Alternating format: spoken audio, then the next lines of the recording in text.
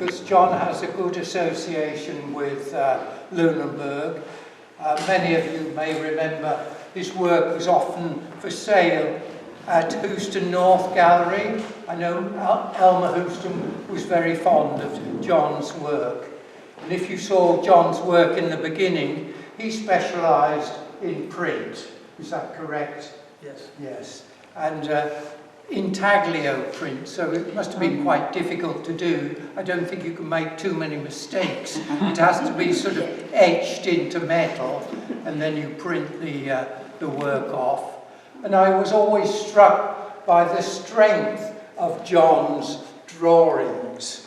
And I do think they're quite special. And at home we have quite a few of his drawings, as well as some of his prints. And I'd love to tell you just a little bit about, you know, one of the prints in particular that I think is just marvellous, because John based most of his work on stories from Hall's Harbour. And this particular one shows a bootlegger who happened to be a school teacher, and he's standing at the side watching what is going to happen to his house. And he's standing there with his dog. His name is Martin Porter. And these women are very angry with the bootlegger, because when the men came home on Friday, supposedly with their pay, they'd spent it all at the bootlegger. And so these women have got great big poles. They're turning and staring and glaring at him, and they're pitching his house down into the ravine. And it's called Women's Revenge. I think that's marvellous. Anyway, let me not get too distracted and hand you over to John and Elaine, and he will explain a little bit of, well, tell us, hopefully, I'm sure, about Ellen Sullivan Gould, who lived not far from John Neville. Anyway, over to John. Thank you very much. Thank you.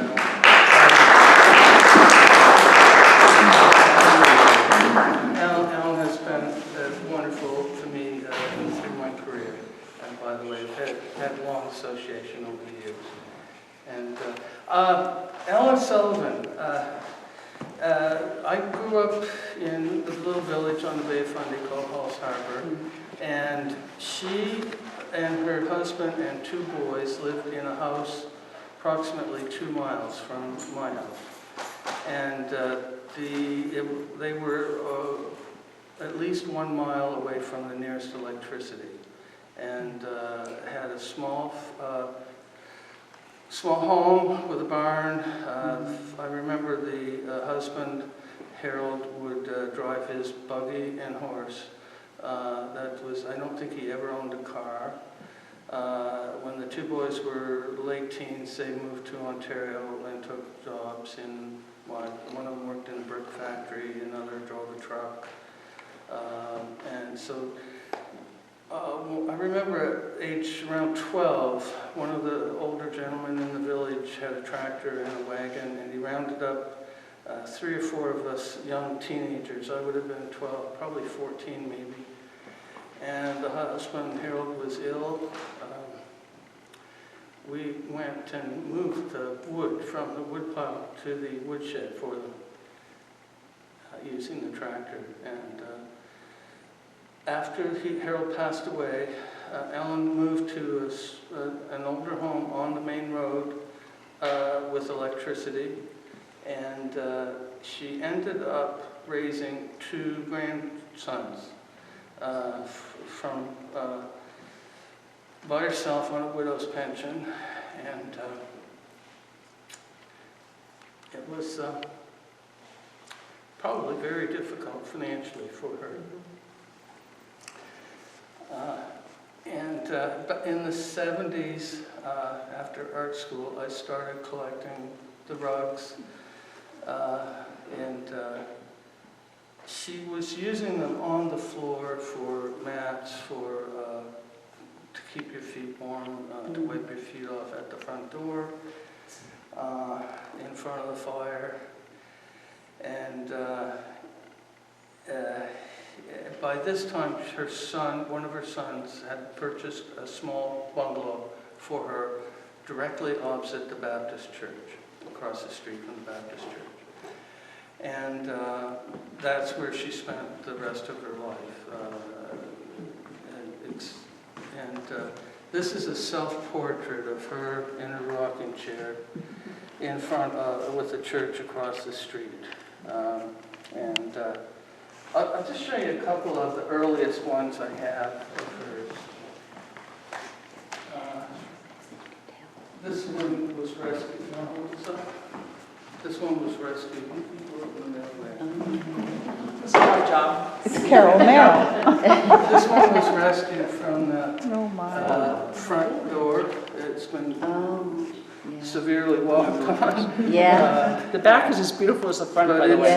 It's based on her love of music and one of the ballads of the little log cabin in Can I the see it? woods, or the little cabin in the woods.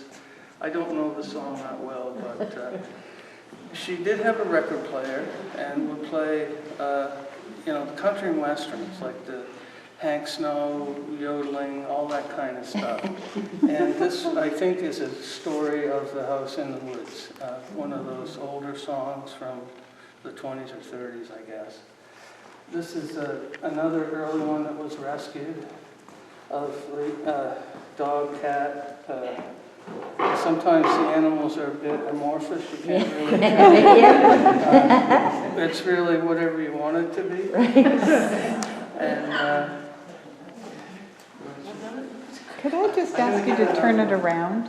Can you show us the back side, please? Yeah, and I just noticed that part of that back had been taken out, so I'm going to have to fix it. Yeah, the color is interesting. Traditionally, tell that this has been rugs used would on the have been made from older clothing, Yeah. and she didn't use very Want much to see the wool. back? They're on burlap, recycled potato bags, and so on.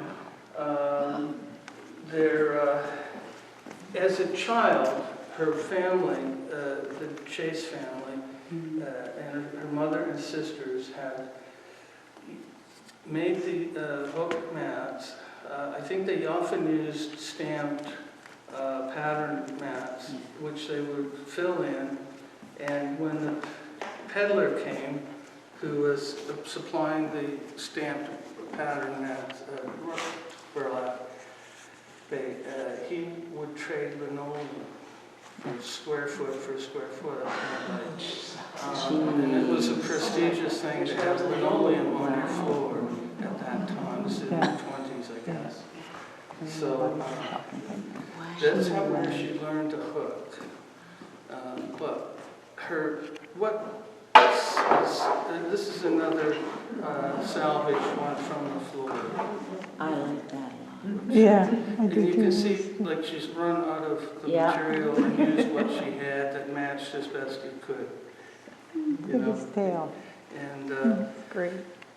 Is this the pig? it's a pig, yeah. You can feel, when you feel the pig, you can tell. You can tell that this was used on the floor. Yeah. I mean, just feel how flat it is. Yeah, it gets quite So flattened one of the down. reasons they survived is there's no wool in them. Because the rodents, the moths, whatever. Right. they When they're destroy not fading, wool will whatever fade where she had on the, hand. yeah. People would come and bring her bags of rags, Oh, wow. used clothing, whatever, and she didn't have a cutter. She would find the warp, make a mark with a scissor, and tear it in. And that's how she got it. You can see it's a wide cut here, and that would be the finest she could get to work with. But, What were her hooks like? and her hooks were handmade. Her husband had taken a spike and heated it up and put it into a broom handle type piece of wood and filed it down to a point so that she could hook with. It was quite a wide hook, like the width of the diameter of the shank of the spike would make it so she didn't have to pull so hard on the fiber. And let's see, we've got to put them in one area.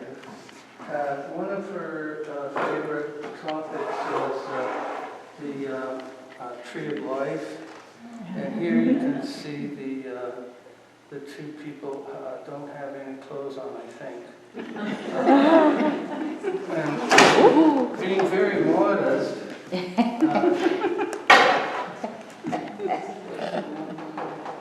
No, they don't have any clothes on the back. On the back either. Excellent. I thought maybe Adam and Eve with the serpents in the apple tree. Yeah. Two crows. Joy. Yep. Yeah. so she had a sense of humor, and Yeah. she was very happy with herself in a lot of ways. She wasn't depressed, or never saw her upset or depressed. Yeah. She was always That's because she in was a good hooker. mood. Yeah.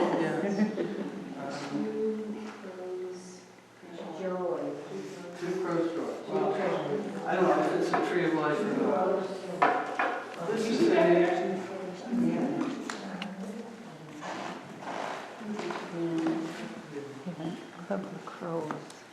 This is one of her grandsons. I think her favorite grandson. His nickname was Chubby. He wasn't chubby as a teenager.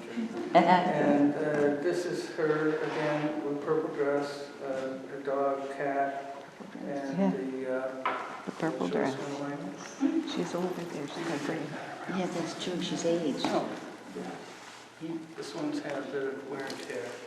This had been on the wall because it's got a tape on the back. Yeah. And as you can see, it has had a bit of wear. So anybody here who knows how to repair a rug, let me know. they need serious repair. Yeah. Yeah. Those need serious Yeah. repair. It's the burlap. This needs serious repair. Yeah. Well, hopefully the museum will know what to do. Is that what where you're putting them? Oh, that's nice. Yeah, I'm negotiating now with the Gallery Nova Scotia. But they have to show them. It'll be- Yeah. In the contract, I'm making sure they Yes. show them, not put them in some. See, more naked Yeah. people with a snake. This is Yeah, okay. Adam Eve again. Right here?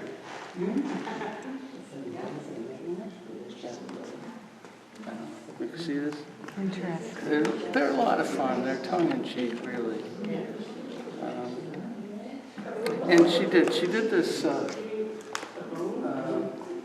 such a communication here, and she's sitting in her chair.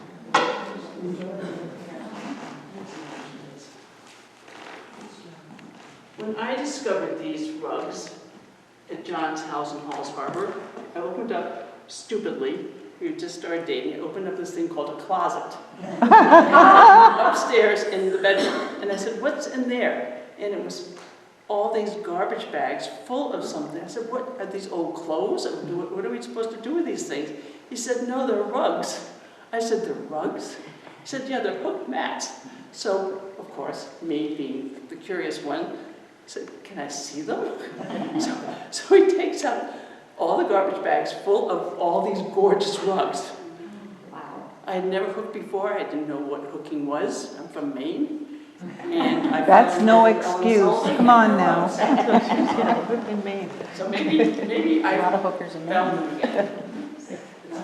Have you started to hook now? Home hooking. Oh, good. I've hooked Okay. several of her pieces. Oh, good. And one of the things I want for sure is that when they go to a new home, that there will be a chance that everybody can hook some of her things. Doing it the right way. Getting recycled stuff. It's better than reusing something that we've already. Oh, that's, I think that for me is the gem. This is, again, her Two Crows Yeah. Joy, I think. That's and right. it's a bear and a cub, which I think in a way is a self-portrait with one of the grandchildren. Really? That kind of feeling. I mean, these are universal, very personal to her themes, but universal to everyone. It's, and Her coloring is beautiful. This particularly is. Well done.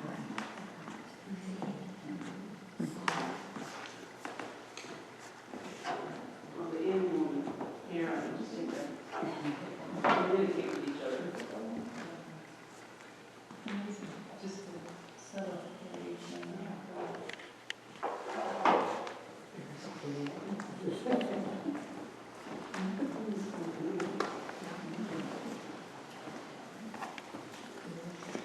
this one has a bit of a story. Her, her husband was a woodcutter by profession.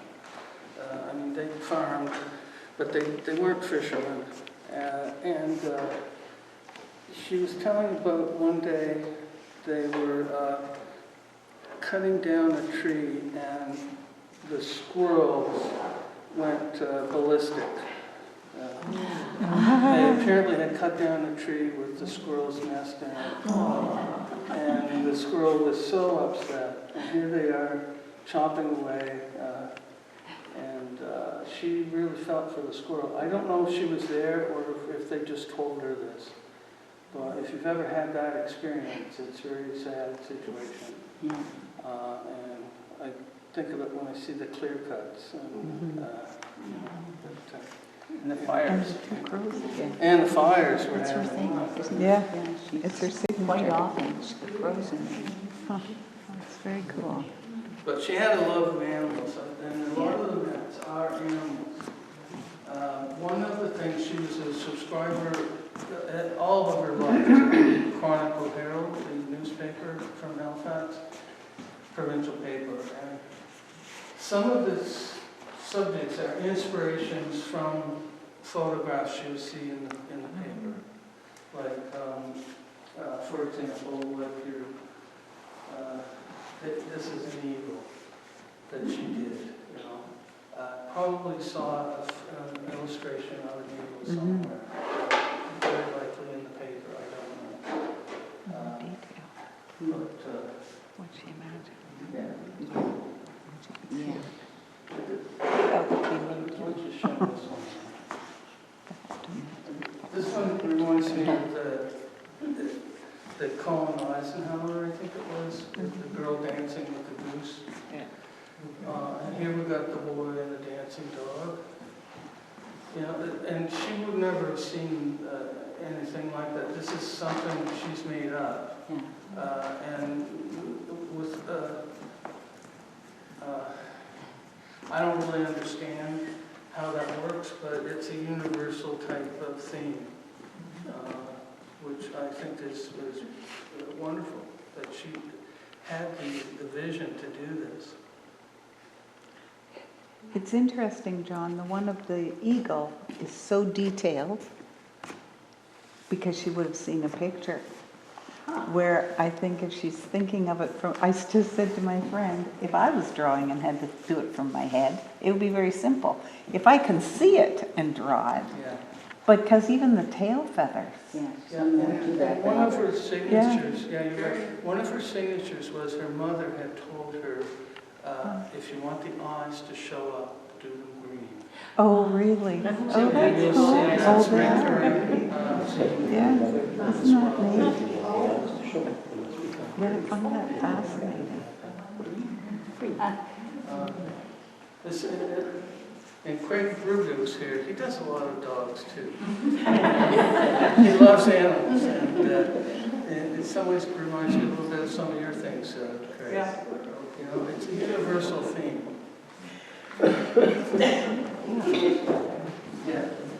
Did woodcutters. I'm not sure.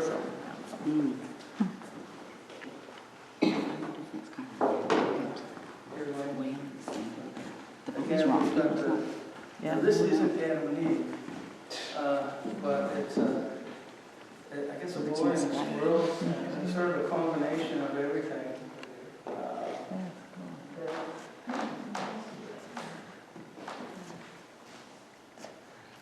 It's interesting how she did the little grass in the foreground. Yeah. As a visual person, I look at these,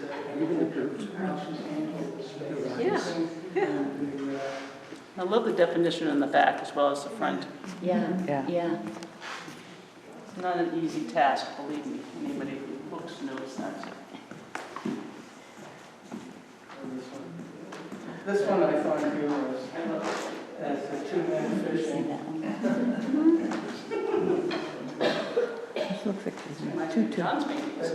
You get a feel for her sense of what a boat looks like. A big tub. Yeah, yeah. It's, if she did a picture of the blue nose, you know, it would be, that would be the shape. I'll show you. I wonder why they're wearing a tutu though. By the what? Why this one's in a tutu? Female and male, maybe, isn't one? Is that meant to be heard, you suppose? I don't know. That's a good question. That's funny. Yeah, I don't know. Is that meant to be the chair? No. it No, looks it's like a the that's supposed to be the It's like a tutu. I'm curious about the bodies, Yeah. the naked bodies around the sailboat. There's several that have that. Oh, okay. What do you think? In the Bay of Fundy. Sometimes the question is the answer. Yeah, there you I'm go. not sure. Yeah. So it's not a No, it drowning looks or like a... it does, because one's trying to help the other. It looks like one's trying to hold it back in. It was back there. Well, I think this might be the blue nose here. No, but seriously, Yeah. based Yeah, on it's an just image great. seen in the paper. Yeah. I wrote this one myself. I've loved looking this. She had a brother who drowned. Oh, Not many people okay. know that. And, That makes sense. it could have something to do with that. It could be a playful thing where the sailors are stripping off and swimming to get cleaned up, or just for a Sunday swim, I don't know. And she'd kind of get a little bit of a smile and a twinkle in her eye and say, well, you'll have to figure that out yourself. They all have green eyes. But it is humorous, I think, in a way. And, Yeah. I prefer to think of them swimming to clean off rather than drowning.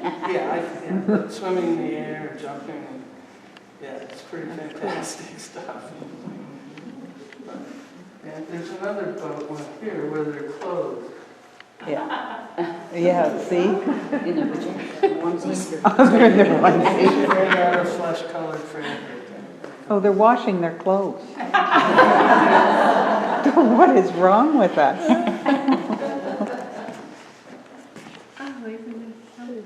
And she signed Yeah, that one. it's The others aren't signed. Quite fantastical. Really interesting. How old was she when she passed away? Do you know, John? 2002, I've got her obituary here. How old was she? Late 80s, early 90s. I have to double do the math. But she hooked right up till the last couple of years of her Oh, did She she? had arthritis quite Oh. severely in her hands. Not as bad as Maud Lewis, but Oh. here's this one. I love this one. This is one that, Yeah, that, Dear. This is I amazing. would definitely agree with that one. I don't know what it's called. And these are not light, by the way. There's a lot of fabric on this. Yeah. This was one she had done in the early 80s. And again, the green eyes are... Is this the right way? Yeah. Yeah. You should see the other side, which is just as good. Yeah. I like the red and yellow tree Definitely has green eyes. field. So, yeah, where she lived, there were deer everywhere. And that was probably part of her sustenance. The other side. Living was to have the deer involved. You tell me which is the right side.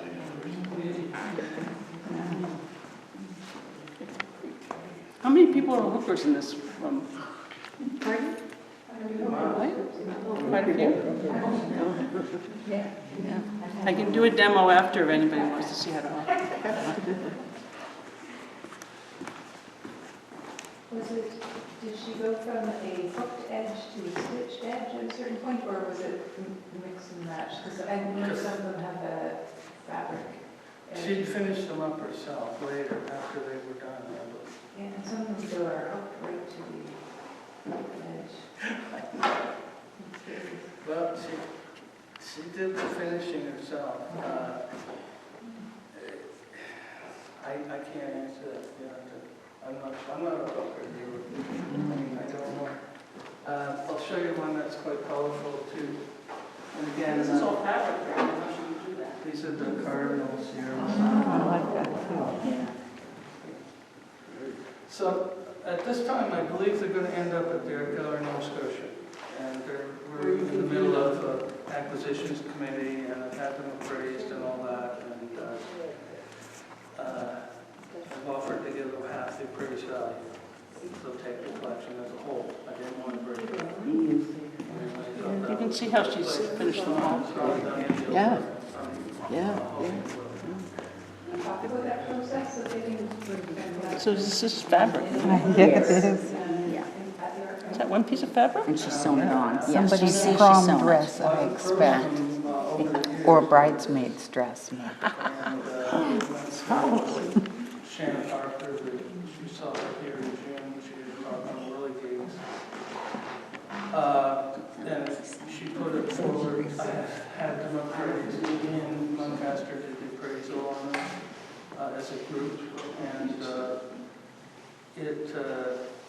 it went to the acquisitions committee as a proposal to purchase them, and with a half value donation. And right now, they're trying to organize the funding to pull that off, and it'll be another probably 8 months or so before they know what they're going to do. It's not a lot of money either, as you probably realize, but to me, it's I see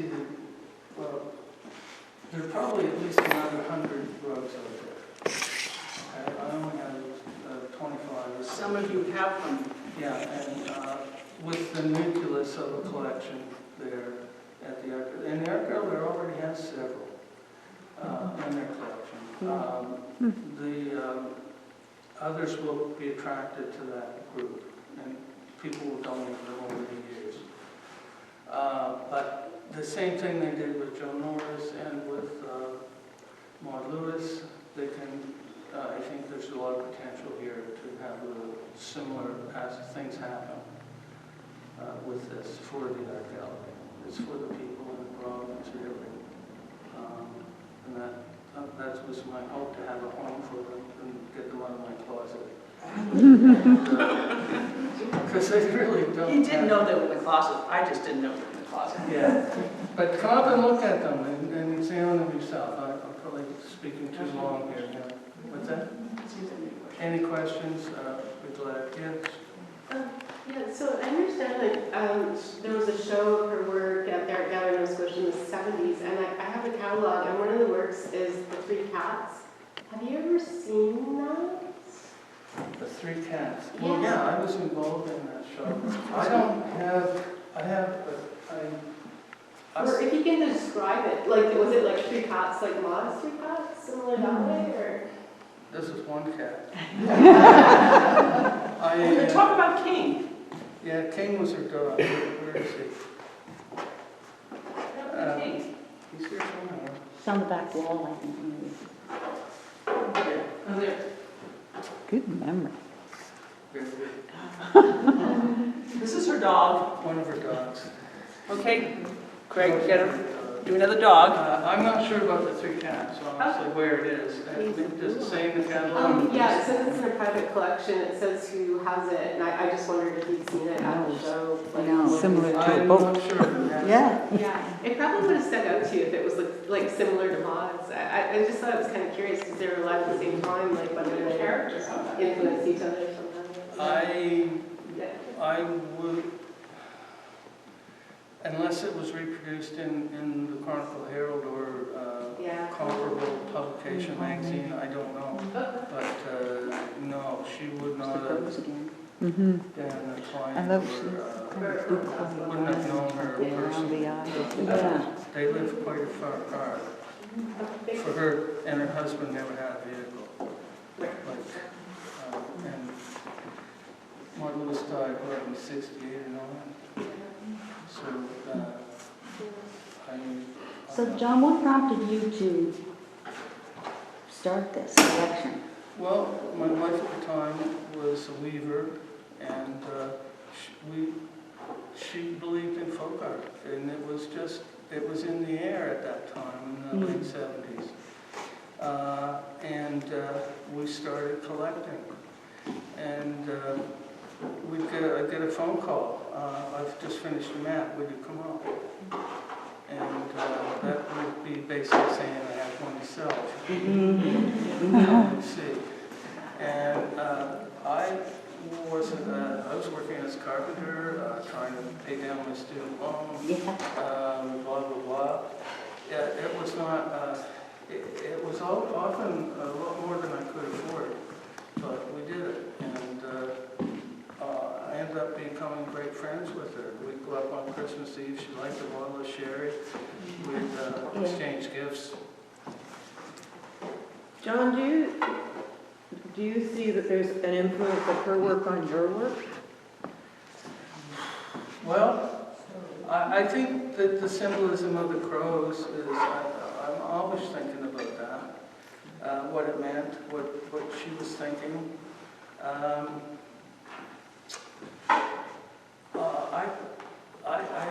The creative process is a lonely business, I'll tell you. And I reminisce about a lot of things when I'm working. I honestly, sure, it's been an influence. You know, I can't say it hasn't. No. Where did you go to school? Knowing her, knowing what a happy, wonderful person she was. Yeah. Where did you go to school? Where did you take your fine art? I graduated from Nova Scotia College of Art in '76. You were just a Joseph boy. Boyce gave me my diploma or degree. Yeah. And he said, you're just finished this much. And you've got the rest of your life to develop a thinking on. Yeah. That was his word. Yeah. And it's so true. I think a long history of rug hookers is telling stories.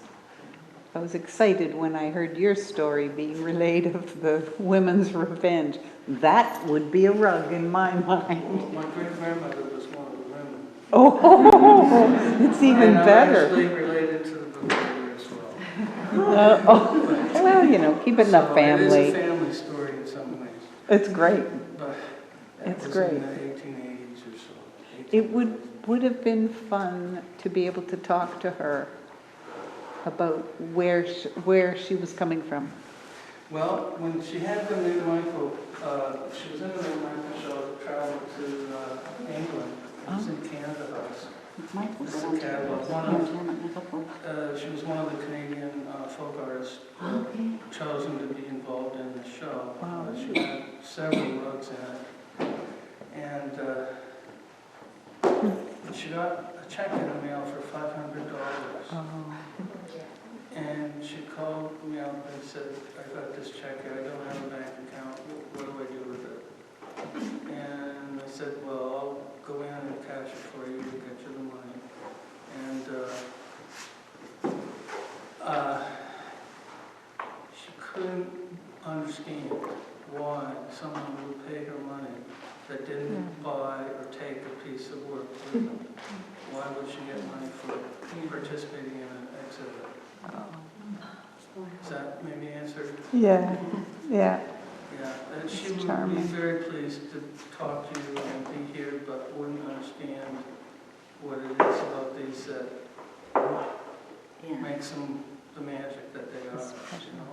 You know? It's very, very personal to her, all of this. That's very cool. Anyway, come up and enjoy them and look at them. Thank you very much. What are the stumbling blocks in terms of getting the connection to the art gallery of Nova Scotia? Well, at this point, the acquisitions committee is examining, along with a bunch of other items, how they're going to raise the funds. And that will be in their April budget. How, you know, if they've got it in there, what the negotiations are with the individuals' pieces. I don't know, other than I did ask, and I am at liberty to say what I just said about it.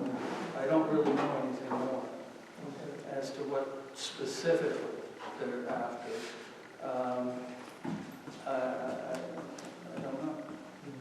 And who did you say did the appraisal of these? I missed that. Ian Lancaster. Yeah, he's a registered appraiser. And it's not happening with them going over there. He appraised them at 32,000 total. Right. 33, right in that range. I forget. I don't have the number in front of me. Okay. For the whole collection, Mhm. which I have to accept that as what it is. Hmm. In some ways maybe generous, in some ways maybe not, but I think there's a lot of potential here for the gallery. Or Did you have to pay for that appraisal or did the art gallery? We're not telling you. I can't, I'm not as... It's private information. Sometimes we barter. Now, He's a famous painter, remember that. when they go to the art gallery, will the conservators do like some of the repairs and things will they have the ability to do some We have to conservation? negotiate. I'm not going to tamper with them No. at this point I myself. wouldn't. It is what it is. Yeah, some of them, like this one, is really, You know, Yeah, it's the got white a one. lot Yeah. of issues. They have the expertise to do that, Yeah. to get it done. Well, they'll They have contract it out. There are some really good fiber Yeah. Yeah. conservators, but not on I'm staff. not capable of doing it, and I don't want something Oh, done yeah. to them that will deface them. No, that's what I wondered with when they go on display. Did you ever take them, or do you know if there are any at the Rug Hooking Museum in Hubbard's? I've never been involved with them. I Oh. will only, Only the art gallery? yeah, I've only Yeah, talked to okay. them. I was just I didn't want to curious. break up the collection. No. And I thought it should be in a public place, Yeah, you know. yeah. Yes. You mentioned that she had the rugs on her floor, but was she able to make enough rugs that she could depend on it for income? Oh, no. No, not really, no. If she had some pensions, and I think she had some child allowance, and I think her children, her two boys helped her somewhat financially, but she never had extra money for luxuries. No, but this was extra money for her that Pin money, Would help. whatever they call that. Yeah, It's amazing. it wasn't a thing she could do for a living, no. No, it's always, just survival, really. It's wonderful. John, did she sell them from her house, like on real estate, or just privately? I'm sorry, what's the question? Did she sell the rugs from her house to other people? Yes, she did, and she gave them away. If people didn't have money, she gave them a rug. And people would come to her and try to, often I would take people up that we knew, and we would take them up and she'd deal with them directly.